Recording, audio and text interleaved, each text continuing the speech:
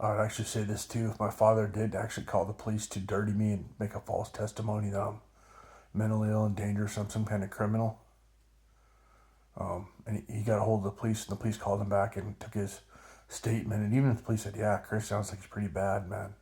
Chris is a dangerous man," it sounds like, I would suspect by at this point in time, with Trump having making his name known enough, the underground movement, the Garden Grove Police, the Spokane Police, Anaheim Police, and other police departments, Cash Patel, have basically rallied the police around to say, "Don't fuck with this guy, Chris, because he is Jesus and he is with Trump." So if the police were talking to Greg and taking a statement from him that I'm so criminal, and even if the police were claiming to agree with Greg, all Greg was doing is incriminating himself. He was making a false testimony to a police officer that was recording it and is going to use it against Greg later.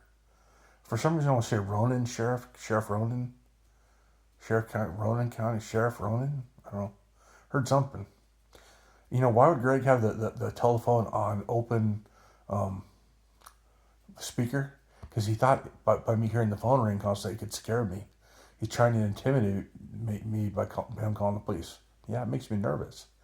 But I can tell you this much. I have a testimony of being an honest man.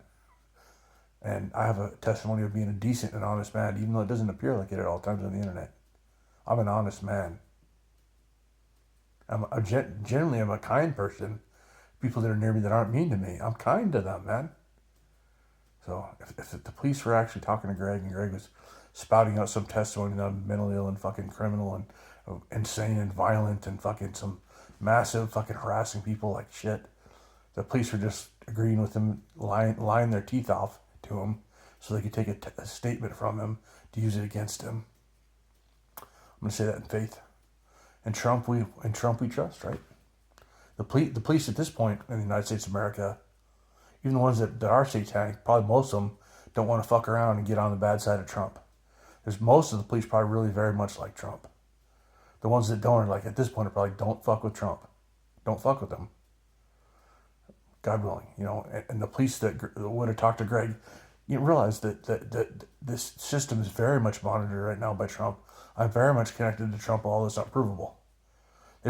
Trump would have had the right, honest police officer that is with Trump and is also a Christian that is with me, that supports me as Jesus Christ.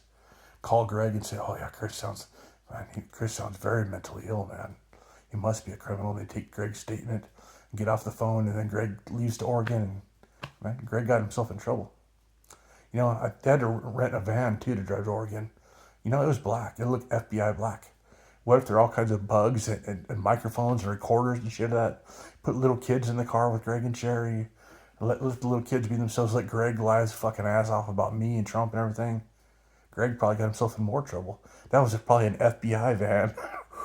A Cash Patel FBI recording van. Pam Bondi, Cash Patel, Jesus Christ, Chris Kroll van.